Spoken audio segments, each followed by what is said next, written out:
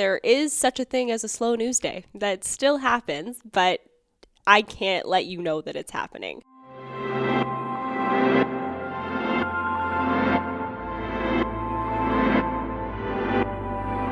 My name is Ben Charland, and you're listening to What on Earth is Going On. My guest this week is Jessica Vomiero, a national online journalist with GlobalNews.ca in Toronto, Canada. A really exciting and interesting conversation, and sometimes troubling conversation, about the state of journalism and the media today, and something that she studies at Ryerson University, media disruption. It's a really interesting conversation because we're getting to the heart of how we enjoy and understand and appreciate the news. The inability of the news media to keep up with digital technology is a big theme in this conversation, as well as media centralization, the ethical questions of what government should and can do to be involved in the press, which is really quite important right now in Canada, as the federal government is trying to make and take steps to improve the state of journalism in this country.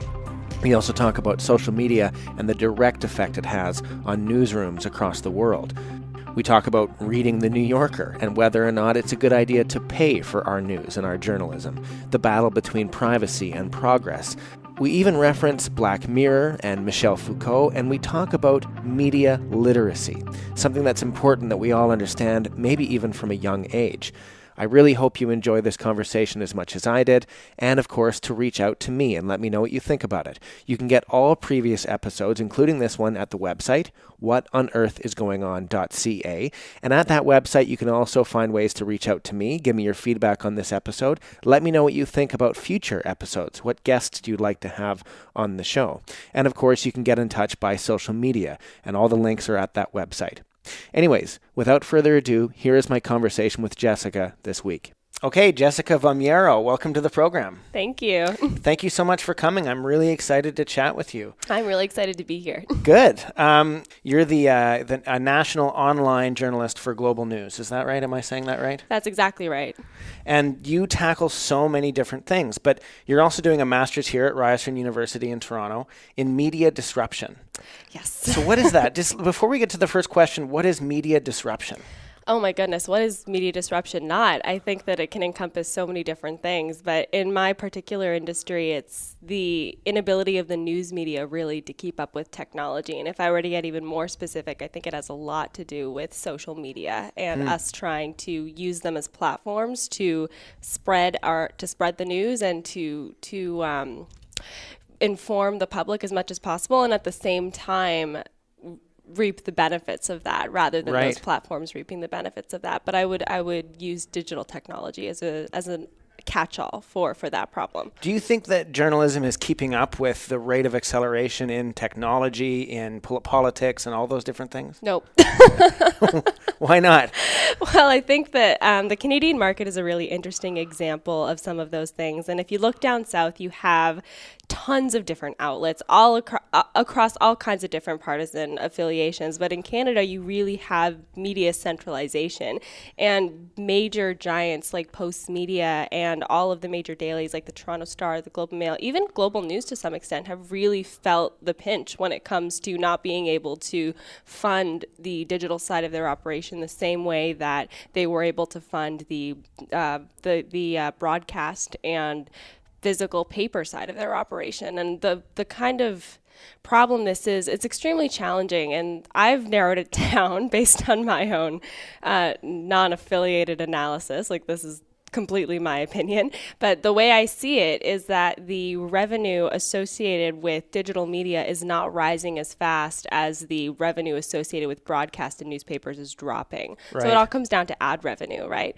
And really, I mean, if you pay for an ad in a newspaper or you pay for an ad to go on TV, you can make a lot of money from these things. And these have really been the main driver of revenue for media companies and news organizations for as long as they've been making money. Like, this has been the main revenue model. But as people stop using these platforms, revenue from these areas starts to go down. But at the same time, if you buy an ad for a website, you're not creating a meaningful ad impression for the person that's purchasing that ad. So they're not going to pay as much for it. So that's really the problem as I see it. So quick question before still we get to the bigger question. Yes. If I'm interested in reading about the world today, if I'm reading whether your columns or I'm reading the New York Times or whatever it is, should I be paying for it? Should I be subscribing to the service in the same way that I subscribe to Netflix? And this is almost an altruistic move because I don't have to pay for it. I can get my news from the Huffington Post or BuzzFeed or whatever website that will simply aggregate the news that I'm not getting from a paid service. But should I just bite the bullet and pay for this stuff in order to support the news gathering and reporting and opinion writing that is done by major organizations? Should I pay for it? Well, this is a bit of a tricky question for me because, of course, I want journalism and to be funded, and I want journalists to have jobs. I think that it's a really necessary function of our society. But at the same time, I think information is a right. So I don't believe that in the long term you should really have to pay for your media. I think that if you're a nice person and you want to support journalism in a time that's really been quite challenging for the industry, then perhaps, yes, I think that you should pay for journalism just out of the goodness of your heart. But I don't think that people should have to pay to be informed at all. And I really, that's why we have a public broadcaster, quite frankly. And that's why everybody should have a public broadcaster. And that's what I was going to ask. If information is a right and we shouldn't have to pay for it, in the same way that we shouldn't have to pay for healthcare in the Canadian context, should it be government? Should it be government sponsored? Should it be government incentivized, subsidized? And therefore, should government even have a monopoly on it? We say in healthcare that government should have a monopoly over the provision of services so that we don't weaken it by going somewhere else to a different provider. Now, if we were to apply that to the CBC, I think most people would revolt and say, for the government to say, well, the CBC is the only group allowed to deliver the news. I think we would have a real problem with that for obvious reasons. Yeah. Yeah. Well, that's called state-sponsored news, and that's what Right. they do in Russia, so we don't want to do that. And that's these are all very complicated ethical questions because at the same time, the government and journalism should have an adversarial relationship. So no, I don't believe it should be government sponsored. And while I understand that the industry is in a crunch right now and the funding that we've recently received from, nobody's going to say no thank you because we need it. And we need it to keep going. So we're going to have to bite the bullet here. But in an ideal world, I don't think so. And the funding model really does complicate things in that way because you can't take the same liberties as other kinds of media do with your advertising, with where you're getting your sponsorship from, because independence and neutrality is just so much more important in this space than it is in so many other spaces. And I really need to be able to cover the Canadian market as a whole without being influenced by it in any which way. And I mean, I used to work for a smaller niche media company before I started at Global News called MobileSyrup, and we covered the Canadian telecom space. And that was a really interesting experience for me because so much of Canadian media is owned by Canadian Telecom, so they don't cover it at all. And we were really the only ones taking a look at Rogers, Bell, and Telus and saying, "Hey, let's ask them some questions. What's the CRTC doing?" But nobody else was doing that because if you look at Rogers and you look at Bell, they both own major broadcasters, and they're not covering the people that own them. They're not going to bite the hand that feeds them. Right. And I get that. It Right. makes complete sense. There's so much in what we've talked about already. I'm so glad we're having a really good conversation off the bat. But I do want to go back to the first question because I just want to give you the shot. I want to give you the chance. So, Jess, obviously we have that first question. It's the name of the podcast. And so here you have it. What on earth is going on? Well, if I had to sum it up in my industry, and if one sentence, I would say that there's more media than there's ever been, and people are less informed than they've ever been somehow at the same time. And we're trying to find a way as journalists to bridge the gap between the technology that is really massively disrupting our industry and the fact that people love this technology. So we're trying to make use of it at the same time to get back into people's minds. So why is that? I mean, are they related? Is the fact that we're less informed because there's so much choice? I think so. And I have this conversation quite frequently, mostly because every time somebody finds out that I'm a journalist, they go, wow, you guys still exist? Tell me how you do your job. But I really do think that with the amount of media out there, it really forces you to compete in a way that journalism has never had to compete before. And there's a reason why it's enshrined in our Constitution and the United States Constitution. And its mandate is completely different than that of a marketing agency or that of an entertainment content producing company. Not that they don't do good work, but I've never had to fight to be here. And it's been a long time since we've had to fight to be here. But at the same time, as more and more outlets emerge and the internet has really facilitated this, you find the need to differentiate yourself in some way, and this leads to some competition. And and this is much more evident in the States because they just have way more than we do here. We really have a more centralized system. But you can take a look at CNN and Fox News, MSNBC. They're covering completely different worlds. Like, their top stories are completely different from each other, and what they consider to be relevant to their audience is completely different. And that's very new in the world of journalism. Like, usually traditionally, if you took a look at all the major dailies in an area, they pretty much agree on what the top stories are, but that's really not been the case lately. Yeah, this is such a fundamental insight into our current situation in the Western world, in Canada and the United States, that there is this fragmentation of the media and fragmentation of attention. So if I'm on my cell phone or my computer or wherever I am, I will build my echo chamber, and I will look at the sources that seem to reinforce my values, and I will discredit and remove the sources that don't reinforce my values unless I want something to challenge me, which is rare because most people aren't making the news their priority. It's something that happens to them, whether as an entertainment, which is another question, to the extent to which news and journalism and thinking about our society has become entertainment, has become the reality show, whether of the Donald Trump presidency or the Justin Trudeau government in Canada. I mean, it's become an entertaining feature of our lives. But still, we go back to this fragmentation and the idea that we don't seem to share the same collective truths anymore, or we don't seem to agree on those basic principles anymore. I mean, there's many times I've spoken to journalists over the last year or so, and they've told me, well, back in the day, when I was younger, there were 3 sources of news in the United States and maybe 1 or 2 in Canada, and they all seemed to share opinions on things, but they had slightly different angles on how they would look at it. And now we have today where those have broken down into practically infinite. In other words, there are so many sources out there that I can't keep track of them all. I certainly can't keep on top of them all. Well, and that creates a society in which we're very different from the other, where I feel like the other is not understandable to me, whereas maybe in 1960 they were. But we have to remember, too, that was a period of history for 70 years, say, after the Second World War, which was anomalous. And before that, we lived in a very different media ecosystem, if we could even call it that. So, I mean, talking about fragmentation and these shared ideas, do you think that all of this constitutes a danger to our democracy or a danger to our way of life, or is it just a part of our evolution that we're caught up in the middle of? Well, I don't want to overstate the problem here. I don't want to scare anybody, but I do think that an uninformed population is a danger to society. And I mean, you take a look at the U.S. is a phenomenal example of all of this because everything is just happening on such a wide scale. And when Donald Trump makes a speech, he's not speaking to MSNBC or CNN or any of the audiences that we would consider to be general audiences. He's speaking directly to his base. And he knows that there are outlets that are going to run exactly what he says word for word, and it's going to go along with their partisan affiliation.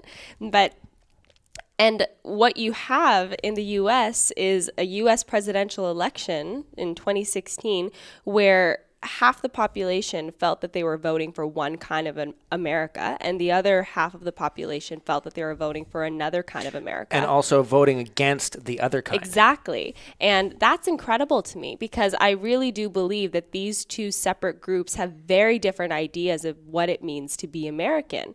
And that's new.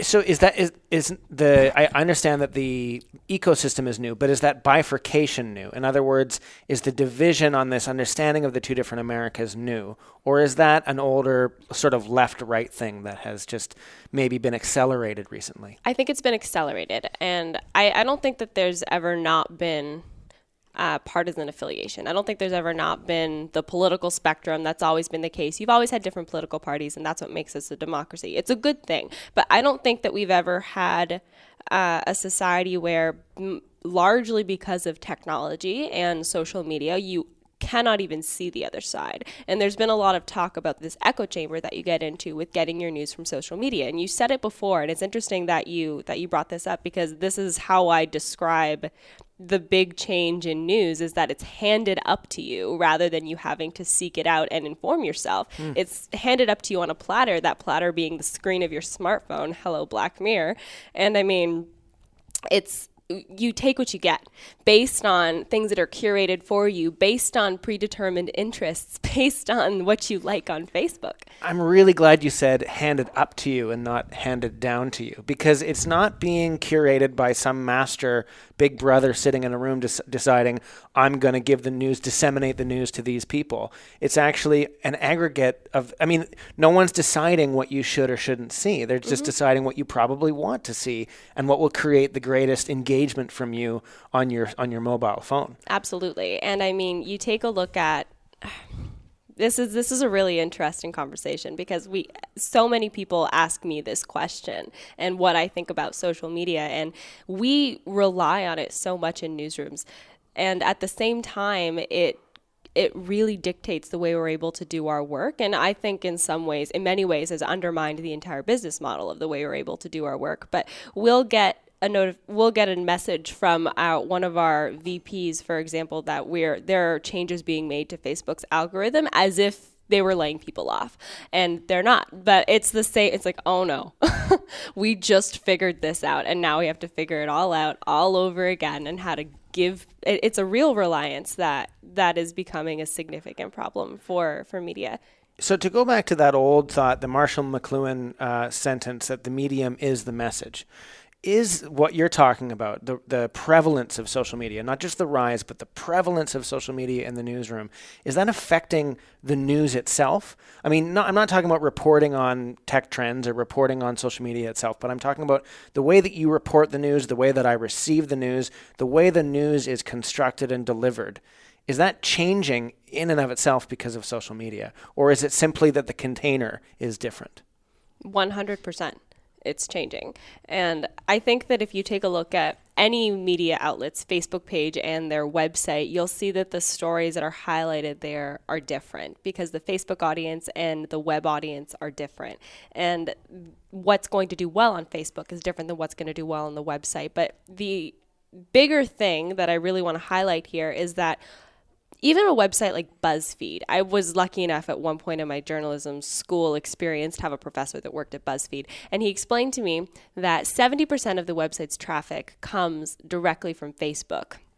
That's insane, for lack of a better phrase. And that's a huge monopoly on traffic. And that's a phrase that I just made up right now, because so much of this has never been explored before. But what's even a monopoly on traffic? Like, nobody has ever even thought about that before, because usually, even in the age of the internet, you had to type in the web address of a news outlet to read the stories.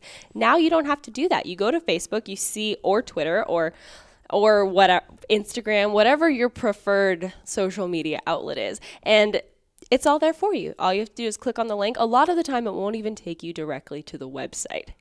So it's absolutely, like, it's a race for the few seconds of your time that you may dedicate to our website, really. And does it change the way that you write the news too? Do you have to work in search engine optimization, SEO, into your writing? Absolutely.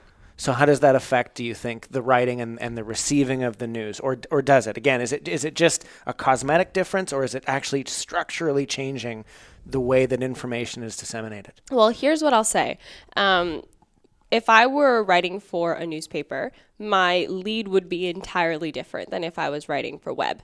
And that doesn't change what the news is. And I think I should highlight before I say any more that I've never met a reporter that doesn't keep the freedom of the press and the right to public information at the forefront of their mind. In my career, I've never met one that doesn't feel that way. But what I will say is that if I'm writing for web, I'm putting all my keywords at the top. I'm thinking a lot more about tags and headlines and the phrases that I'm putting in the web URL rather than the style of the story. The style becomes so much less important and the delivery becomes so much less important.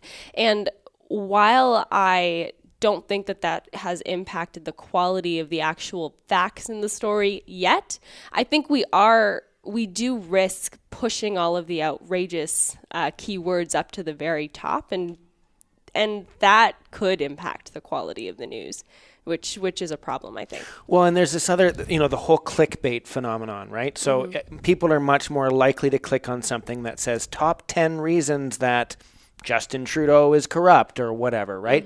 If you frame it in this top 10, or you say, you have to see this one thing that everyone's not wanting you to see, something like that. Most people are more likely to click on that and go to it. And to the provider, it really doesn't matter. Once you've clicked on it, you're there. They get their income from the ad sales. They get their metrics, and they're good. But does that framing device, if I have to change my article on, say, corruption in government to a cheesy top 10 superficial line, and therefore change the article into a top 10, you're right, the facts may stay the same, but we know that the position of the facts in a story affect the way that I read them. The privilege of one fact over another, or the privileging of an idea at the beginning, may change my perspective of it. I mean, we all know that a Fox News article about, say, a tsunami, and a CNN article and a New York Times article and a CBC article about the same event with the same basic facts will create very different impressions because of not just the style, but the voice, the position and the ideology of the news source. So I guess, is that affecting the structure of it? More so than just the tags and even the headline, is the structure of the story changing and creating different impressions because of social media?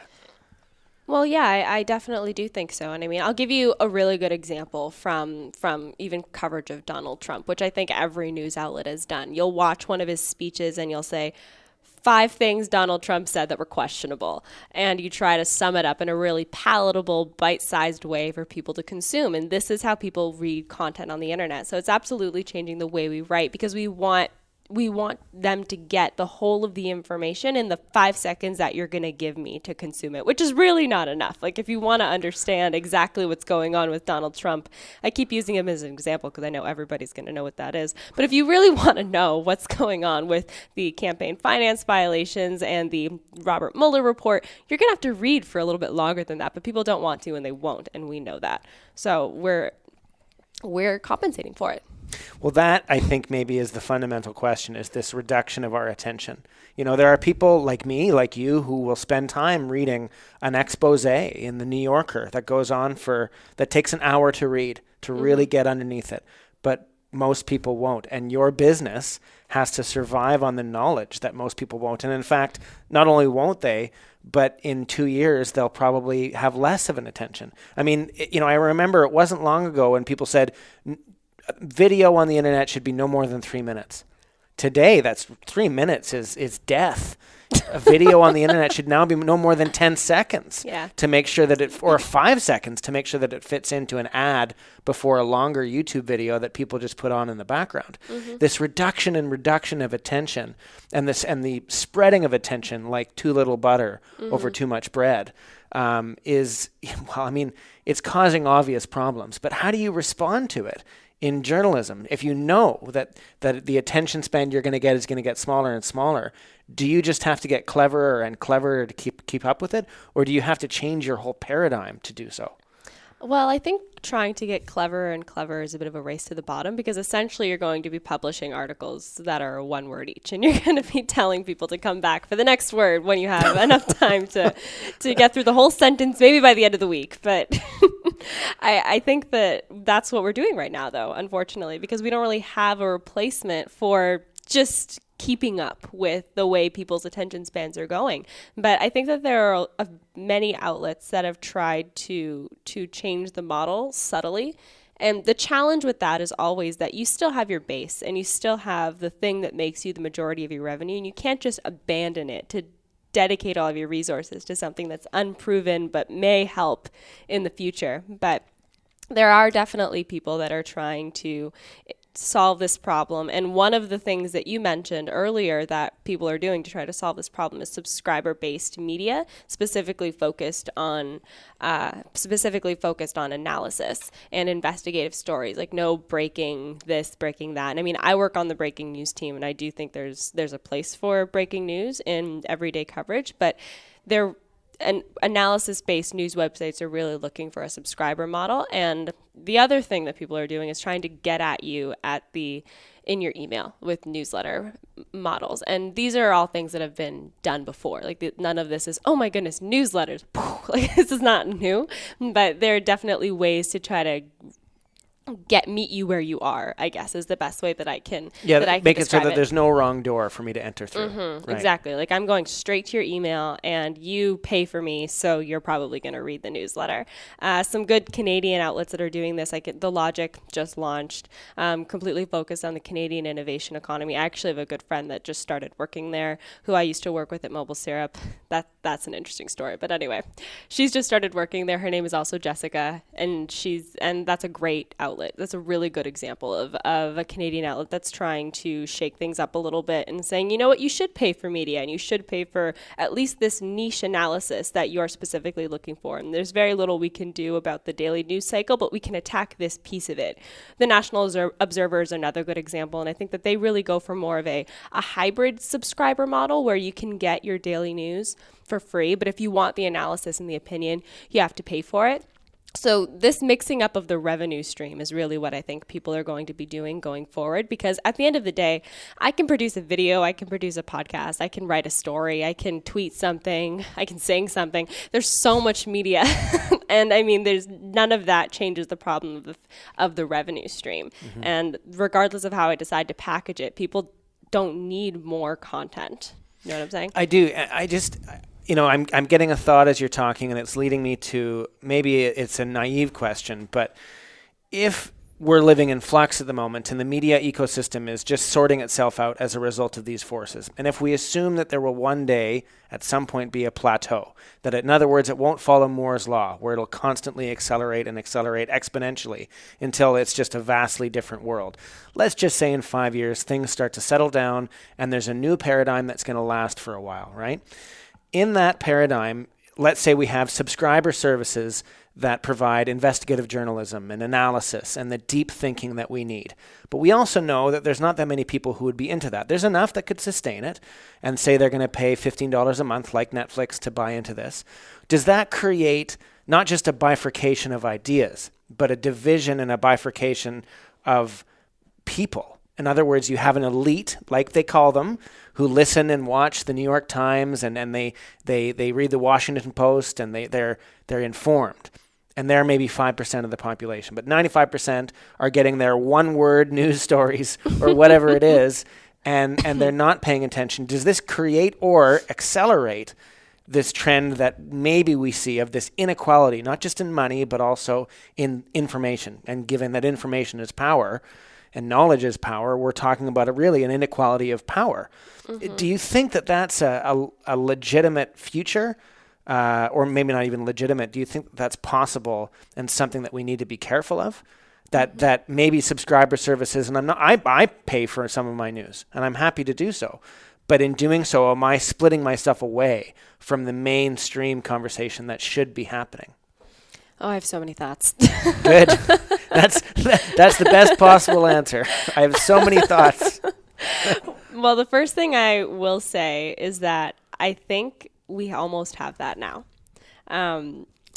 Many news outlets have moved to a subscriber-based model in some capacity. Like even if you're not paying for all of it, you're paying for the best of it. The Toronto Star does that. The Globe and Mail does that. The New York Times does that. I'm on like my 4th out of 5th article for the month. So right. Yeah.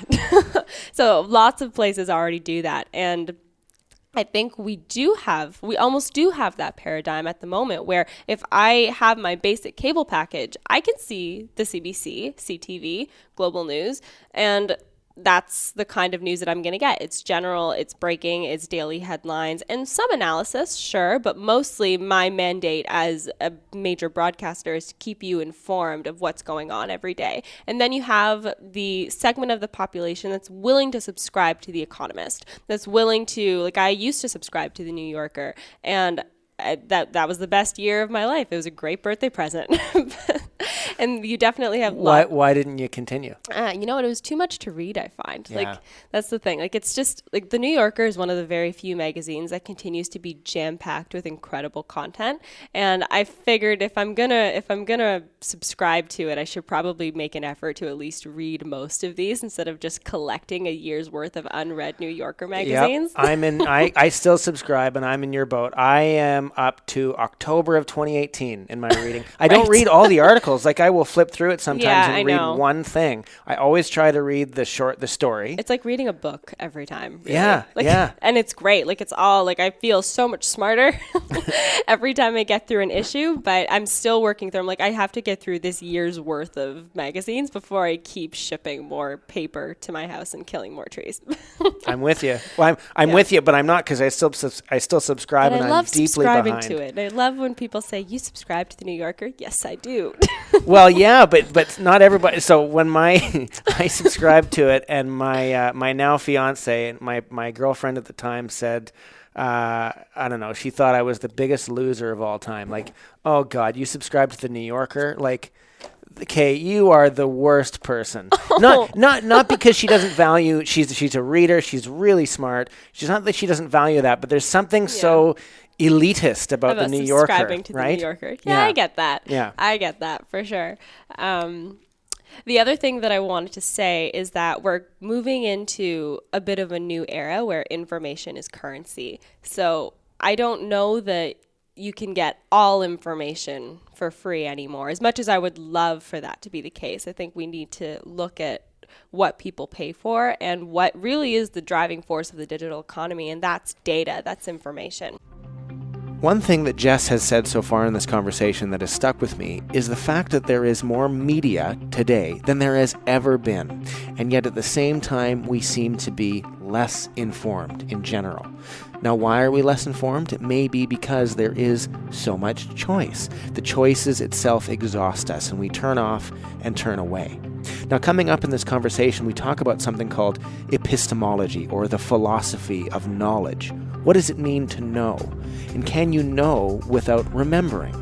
Maybe it doesn't matter that you don't remember phone numbers anymore, but does it matter that you don't remember anything in a book because you can simply look it up in the prosthesis that Google gives you? Well, this has big effects for journalism. This has big effects for how we write and how we read and receive the news. That's all coming up in this conversation of what on earth is going on. Well, some people have said that data is the new oil, that and that we should be selling our data, not just allowing people to use it for free. So when I go online, I should be able to make some kind of income from providing all of this information to Facebook, Google, Apple, whomever. Well, it's interesting because in the era that Facebook, Google, Apple all came to become the giants that they are, but in the era where they were kind of getting their start, there was no law around how they were allowed to use your information. And I don't know if you remember the 2018 Facebook data scandal, and I spent a lot of time covering that because I just found it so fascinating how blatant, how they were just so, I mean, I'm even thinking about it now and I'm losing my train of thought because it's incredible to me how you could just hand over so much of your information without even realizing that you're doing it. And I remember when one story in particular really comes to mind here. I remember when it came to light that Facebook had been siphoning information from texts, basically anything that any device that you connected with their account. And we took a deeper look at that. And I had everybody in the newsroom that was with me that day download their Facebook data profile to see whether or not what kind of information had been given over to the platform. And after some investigating, we found out why, and there were some loopholes and this and that. But the fact that nobody knew that this was happening, the fact that my text messages could potentially have been sent over to some major conglomerate without me even realizing that it happened, that's phenomenal to me. And it's really because of the loopholes in the law that just didn't exist then. And now that they're giants, I can't regulate against them because they contribute so much more to the economy than they take away, I'll even say admittedly. But I can't stop Facebook from being Facebook now. Well, and not only that, but it's become the paradigm, right? Mm-hmm. And I think, I've mentioned this a couple times on the show, the Edward Snowden revelations, right? Mm-hmm. Some years ago when he came out and said, look, governments around the world, really no matter what Western country you're living in, they're not only spying on other countries, they're spying on you. They're getting all of your information. They're harvesting it. They may have all kinds of excuses, but your own government is spying on you. And that was clear. The evidence was out there. And it was a scandal, caused some uproar for a few weeks. And then, in my perspective, the paradigm shifted. And we went from we didn't know to we now know, and this is awful, to okay, we now know, and it's the same as before, and whatever. So anytime anyone goes on their phone or on their computer, there's a subconscious knowledge that, yeah, the government and big corporations are knowing exactly what I'm doing, and that's the price that I have to pay to use these wonderful services. We've almost accepted it. There's no fight. I don't see any fight. Facebook is bad, as everyone now says, and Mark Zuckerberg is a bad guy, and he looks like a robot when he's testifying before Congress, but nothing is structurally changing. If Facebook were to completely collapse tomorrow because everyone left it, they would all go to other platforms that do the same thing. And there seems to be this paradigm shift where we're just okay with it. And it seems to me like, the old idea that light is the greatest disinfectant, that if we just put the spotlight on something and show people and they're knowledgeable about it, they will change the ways that will force government to draft laws to make things different. I mean, to go back to the idea that data is the new oil, imagine that, there was a time when you had oil wells all over people's farms all over the world, and people were okay with it because they didn't really know what they were giving away. Mm-hmm. But then they have the knowledge that this is worth a lot of money. Well, then they'd want to reclaim the oil wells. What's happened is we now know that there's oil wells on our farms. This is a weird example. We're all farmers. There's oil wells all over the place, and we know what they're taking away, but we've just kind of accepted it.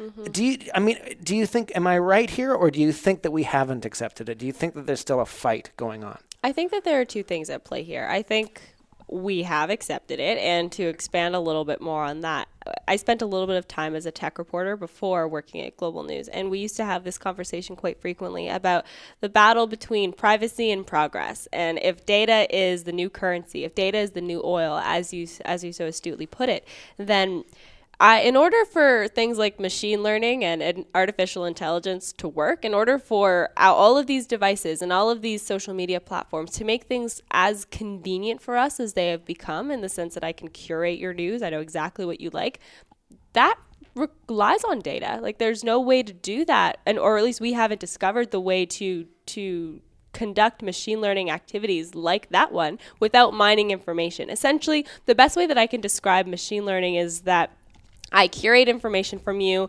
and I customize it and send it back to you in the form of recommendations. That's a really good way to describe it. And I can't do that without your half of the deal.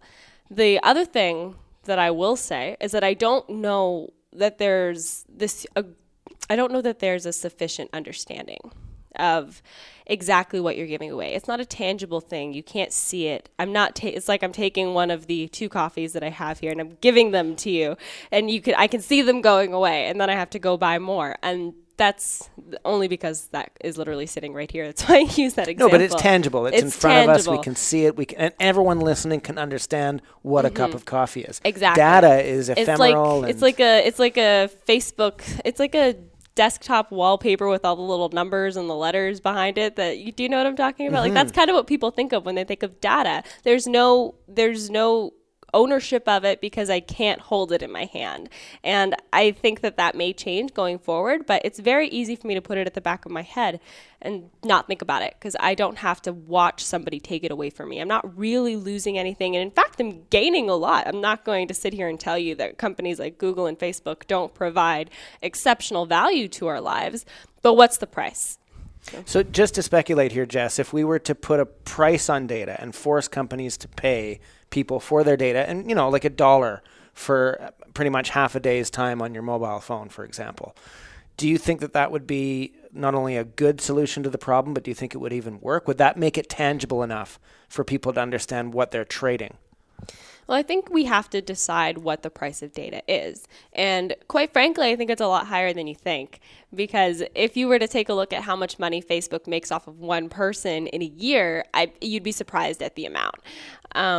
So I don't know if paying $1 for every gigabyte or something like that is the way to go, because it's a very, like we said, intangible subject. But I think that there certainly needs to be more literacy about these subjects, about digital literacy, about social media, about personal data and personal security. And that's another subject that I spend a lot of time writing about, is data and security and how to protect your information. But it's difficult to speculate on that. I don't know how to charge you for your data. Right. I mean, does it have to be money, though? Could it be some other kind of, the power of opting in and opting out, for example. So when when you look at organ donation, so if you have to write an actual piece of paper that I want to donate my organs when I die, or put it on the back of your driver's license, you do have people that do that. Maybe it's 10% of the population. So people that have to opt in. Now, if you're already opted in and you have to write the same piece of paper to opt out of organ donation, then it skyrockets to like 90%. It's the inverse. And you create people are obviously okay with that because they're not opting out. They're not just taking the time. You're creating a frictionless system. Is there a way to create some kind of friction, maybe not money, but friction, so that when I know I'm giving data away, it says it to me, not do you agree to the terms of service, which is not friction. It's a simple another button to press before I get to what I want. But maybe an alert or something that says, hey, just so you know, you're giving this away and you don't have to. Would that be appropriate or effective? Well, I would give one example. The one thing that actually does give me pause when I'm downloading apps, for example, Facebook login, the most successful thing Facebook has ever done, the thing that allows you to link different apps to Facebook. Oh, right, the app. Yeah, right. Yeah, and I do that much more frequently than I probably should, but I think everybody does because it's just so easy. I think I have my Facebook account linked to maybe every app on my phone. I'm not sure. But one thing that apps have started doing that they didn't do before is they'll warn you before you link your Facebook account, like, hey, I'm getting your email, I'm getting your friends list, I'm getting your likes, your dislikes, your this, your that. And there have been a few times where I go, you know what, I don't really want to give that to you. No, thank you. And that's putting it right in front of my face. And that's saying, they're getting your email, they're getting your phone number, they're getting your friends list. I'm not going to post to your news feed, but I could if I wanted to. And that has actually stopped me from downloading certain apps. So I think that maybe you just need to be more direct about it, because have I opted out? No. I'm sitting here talking. Have you opted out? No. Exactly. And we're sitting here having this conversation because I would have to go into Facebook and figure out how to do that. And the other thing is they're never going to make it easy, quite frankly, because they don't want to charge you for your data. They don't want to pay you for your data. Yeah. And they want you to be the product. And somebody once said something to me, and it was that if you're not paying for it, you're the product. Right. You're what's being sold. And that's exactly what they want. And Facebook knows this very clearly. You are not the client of Facebook. Nope. The client of Facebook is the person paying for the ad. That's the client. You're the product. You're what is given to the client who are paying for their ads. It's a very interesting thing that we have to understand when we go and use these services, that we are not the clients of these services. Yep. We may be getting a benefit, but we're trading away what they would like, which is our data, but also our time, our attention, our money when we go and buy things that they're advertising for us to buy. And, advertising is not new. It's been with us for a very long time. but there's something insidious about this whole culture, right? And I had a conversation for the podcast with Terry O'Reilly, the CBC broadcaster of Under the Influence. And that's one thing that he said right off the top, is that advertising has become insidious. And the problem with it is not that it exists, not that it's doing things that are clever and make you laugh and make you buy products. That's been with us for a long, long time. But that it's doing things you're not aware of. It's using tools and getting into your brain, and kids' brains too, which is another whole conversation, in a way that you don't even know it's happening.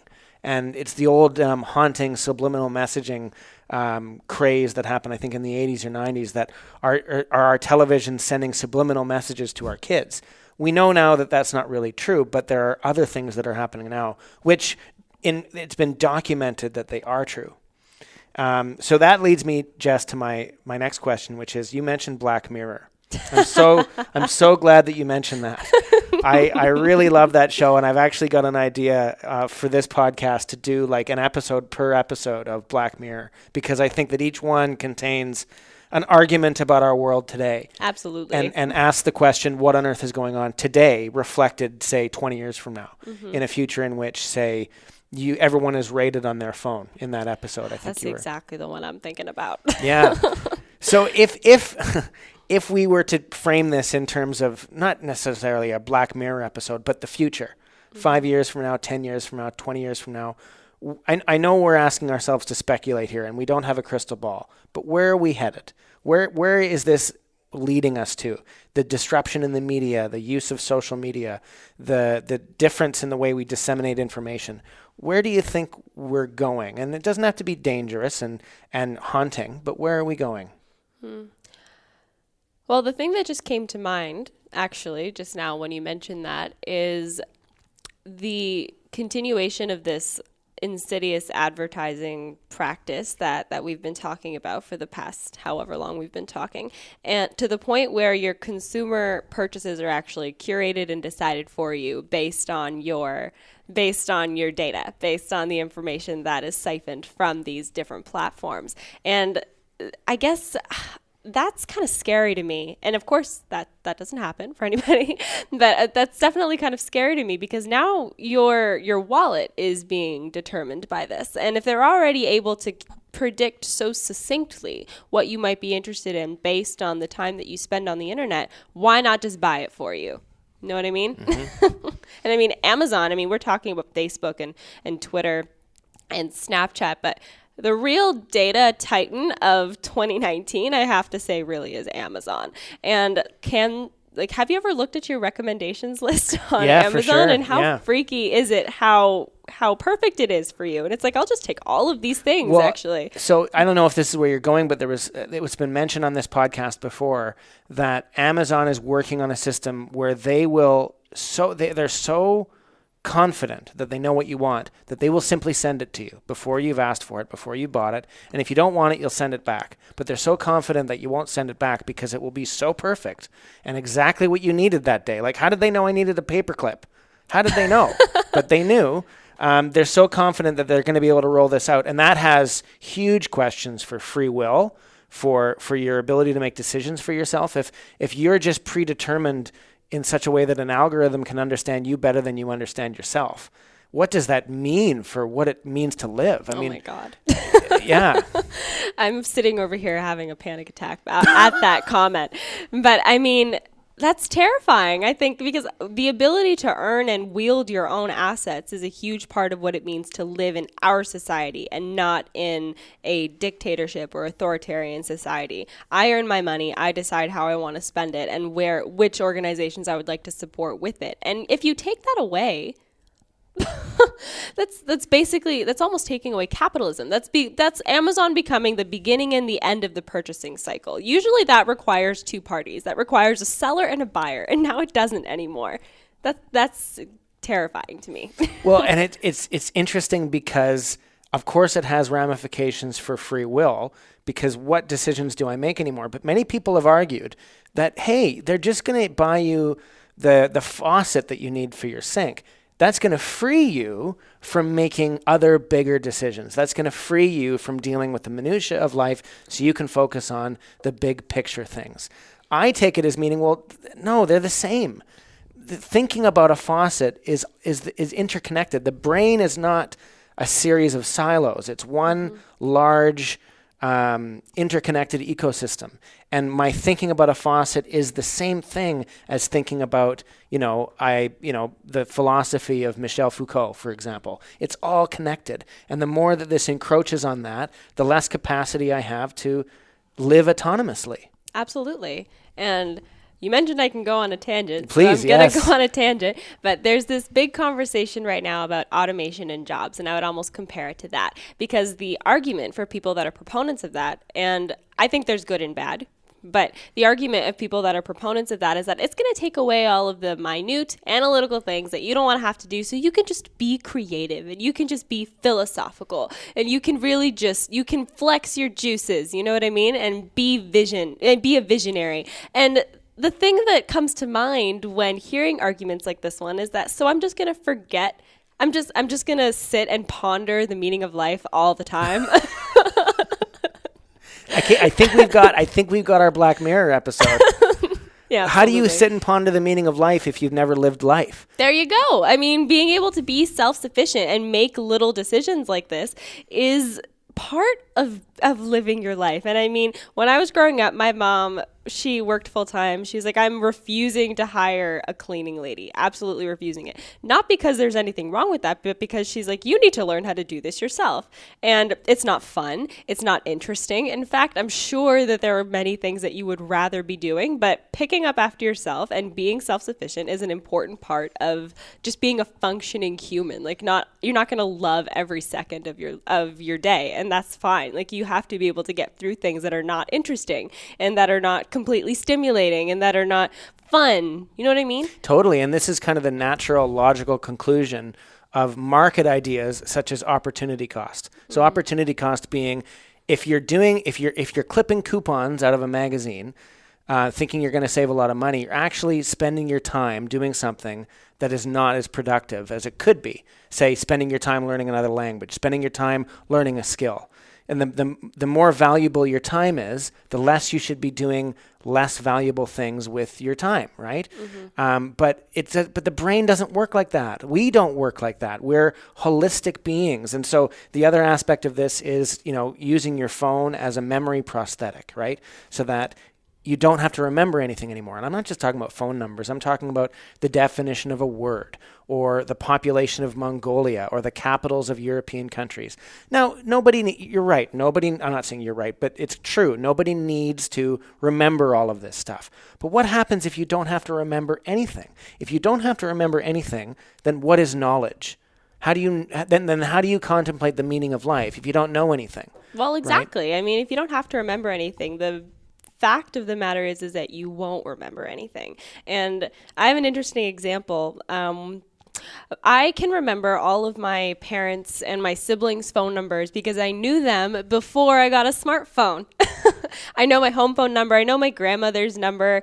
And I mean, she doesn't even talk on the phone anymore. And I could dial it for you right now. So that's probably a list of 10 to 15 phone numbers that I just know off the top of my head because I had to dial them many, many times. I mean, I don't know my best friend's phone number. I don't know my boyfriend's phone number. I couldn't tell. Like, if he's listening to this, I don't know your phone number. I'm sorry. He doesn't know mine because he's never in his life had to dial my phone number. Yeah, I've had to work on learning my fiance's number just in case. Just in case That's a good idea. I should do that. Maybe. But it's funny because I shouldn't have to work to memorize a number. I have my first ever phone number stuck in my head. It'll be there for the rest of my life. And I never had to work at remembering that when I was a little kid. But anyways, this topic of epistemology, I don't actually think that it's too much of a tangent. I think it's getting to the heart of the issue here about what it means to live in this digital age and what our brains are doing in response. Is the 24-hour news cycle that was essentially invented by CNN around the Persian Gulf War, is that, that's become the internet as a whole. I mean, it's this constant pressure cooker of a million different things, wonderful and bad, happening all the time. Does this remove something from our need to just pause and reflect and think? Because it's becoming almost impossible not to look at it. It's like a car crash. You can't look away. It's just or a fire, right? Like if there's a fire in a pit, a bonfire at a campsite, it's really hard to look away from that. It becomes mesmerizing. And the more mesmerized we are by the internet, by social media, and by this 24-hour news cooker, is it taking something away from the deep thought that may be reserved to that 5% elitists who subscribe to the New Yorker? You know what? I think so, actually. I definitely think so. And the reason is that there is such a thing as a slow news day. That still happens, but I can't let you know that it's happening as the news producer. And that's why have you ever turned on CNN and everything is breaking news? Oh, all the time. That's all it is. Breaking news. And I, as someone that produces the news, look at that and I go, that happened 3 days ago. But somebody that doesn't know that. And I think that's a real difference, because you can take a look at that and go, this happened 5 minutes ago. Well, and we talked earlier about framing the news. This is exactly that. Like, by calling it breaking news, we are changing the way the news is received. Absolutely. Right? If it's just something to reflect on, something for you to consider that happened 3 years ago, let alone 3 days ago, consider this and make you think for a while. Breaking news, you've got to know this, is a very different emotional response and a very different way that I'm going to read and receive that news. It's going to make me act and think about it in a different way, perhaps more fearfully, perhaps more like a turtle would, just go into my shell because it's too scary. Well, it'll make you sit there and say, well, what's this breaking news? Oh my gosh. Right, yeah, yeah. And the interesting thing about that is that it's the urgency that you feel when somebody tells you, well, this is breaking. It's happening right now. That you don't feel when someone's like, well, read this when you have a chance. If you have a chance, you might get something useful out of it. And that doesn't fit into our lives the same way as that it used to. And I don't think that we necessarily have more or less time than we have in the past, but I certainly do think that we fill our time much more. And there are all of these different outlets, non-news outlets even, like Netflix, Facebook, CNN, Twitter, whatever, clamoring for 5 seconds of your attention, that you feel like you don't have time to sit down and read an expose in the New Yorker, when perhaps if you made the time you would. But if it's urgent and you need to know this and it's happening right now, I'm much more likely to say, well, this is worth taking time out of my busy day to consume this information. Do you think that things will become so urgent in this, ecosystem of the news that people will simply say, "Okay, enough"? Do you think people will see through it, or do you think it's playing on something that is so primal that we just can't look away again? Do you think that there's a way for people? I mean, I'm not saying to overcome the news cycle, but just for people to, I guess, become literate and know that breaking news is not necessarily breaking news, that it's a bit like the boy who cried wolf. Well, I think that we really have to if that's going to happen, then we have to put more effort into educating people about what the news is and what it's becoming and how you can get the most out of it. And I think part of that is taking a look at some of the different partisan affiliations of the outlets that we were talking about before, and saying, if you're reading the Toronto Star, for example, you're probably getting a slightly left of center view. If you're watching Fox News, this is what you're getting. I think most people understand what you're getting when you get Fox News. If you don't, go check it out, because I honestly think it's crazy. It's just like a totally different world. And I mean, if you look at CNN and Fox News, I think that's the first step in news literacy. But the other part of that is really educating people about how people produce news today. And I think that really impacts the way I read it, because I know how it's produced. But there are many things I would consume differently if I didn't know what went into making those things happen. And if I wasn't the one sending the breaking news alerts, and if I wasn't the one posting the story and writing the headline, then I wouldn't know how to read that in the best possible way. So I do think we need more education, and not because we need less news or less media per se, but because with the internet and with the age of information, the amount of information that you have the opportunity to consume is just going to keep going up. So you need to be able to disseminate that in a way that you didn't have to before. So last question for you, Jess. If I want to become literate, if I want to learn more about what you just said, what do I do? Where do I go? Who do I listen to? What do I read? What do I do? Okay. Well, I think one of the first steps for anybody that wants to understand a little bit more about how the news is produced and how to read it in the best possible way is to talk to a reporter.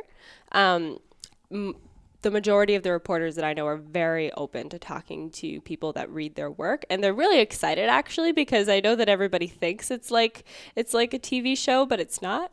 And I love hearing from people that read my work and have questions about it and want to know why I took a particular approach, why I took an angle. And I'm very happy to go over everything that we just talked about, because this is something that I'm really passionate about. So I think that that's really the first step, talking to some people that work in media and getting that perspective. And I think I'm going to make a recommendation here that probably hasn't been made before, but there have actually emerged some really good sources that critique media outlets. And a good one in Canada is JSource. It's actually produced right out of Ryerson University. And that's a great resource for people looking to learn a little bit more about what's going on in the media landscape in Canada. And a good American one is the Niemen Lab. It's produced out of Harvard University in the United States, and it looks not only at the media landscape, but journalism innovation. Pioneer is another good one. There are lots of resources that actually serve as watchdogs of media organizations to try to look at what's going on, how it's evolving, how we can maybe improve, and are really critical of the industry as well. So it's not just us critiquing other industries. We certainly have our own watchdogs too. But take a look at some of those, because it's primarily journalists that are reading those because of their interest, but they could really be very useful for people that read the news that want to understand a little bit more about how to capitalize on their experience reading the news. Yeah, I mean, there's been talk recently about bringing science literacy as a part of our education system, right? That kids need to know not just science, but to be literate about all the terms of science, to be literate about the ecosystem, the universe of science. And I think we could have one about media literacy as well. I think that it's a key part of being a citizen in our society today, to be media literate. Yeah. And to understand, when I read an article or see a story on the TV or watch something on Netflix or whatever, that it's constructed for certain purposes. Absolutely. And that that it's not magic, that there are behind the scenes people who are doing real solid work. But I have to know kind of how the sausage is made to know whether or not I should eat it. Absolutely. Right? Yeah. Absolutely. And I mean, it's a different world today for kids, young kids especially, but everybody that's trying to take in all of the information that's constantly being thrown at them. And you have to kind of shift your perspective from just accepting what's given to you to asking questions about it. And that's something that I'm lucky. I went to journalism school. This is something that my professors instilled in me, but I don't know that you get that in every path of education that you may take. So I think that's really critical, being taught to take a look at something and compare it with the information that you already have, the insights that you've already gleaned from past experiences, and be able to decide for yourself which parts of it you want to accept and which parts of it you don't. So critical thinking, essentially, is what I'm trying to say. And to know which parts of it you should accept based on evidence and common sense and rationality, right? Absolutely. Not just what it tastes good, but what is valuable. What's good for you. What's good for you, yeah. And what, sometimes there are facts that are privileged over other facts, and there are facts that are certainly privileged over opinions. And to simply go with what feels good or what tastes good, then I'm getting back into that echo chamber, not just with social media, but of my own mind. And I think that's a really, really important point. Jess, I think that actually one thing people could do is listen to this episode, because you've been really, really interesting and enlightening about the universe of journalism and social media. So this has been great. Oh, well, thank you so much. I'm really excited whenever I have the opportunity to talk about something like this. And I mean, I usually go on this tangent with people that don't want to hear it. So this is nice. We want to hear it. Jess, thank you so much. Thank you again. To learn more about Jessica Vomiero and to get in touch with her as she wants, go to the website, whatonearthisgoingon.ca. And there you can find all previous episodes. You can get in touch with me, give me your feedback for this show, and give me your suggestions for future guests. Now, your quote of the week is from the American playwright from the 20th century, Arthur Miller. It goes, "A good newspaper, I suppose, is a nation talking to itself." Thanks, as always, to Andrea Wetstein, our composer, and special thanks to Ryerson University in Toronto for giving us the space in which to record. Next week, we're talking about the perils and the promise of artificial intelligence with Jeff Louie. I'll see you then.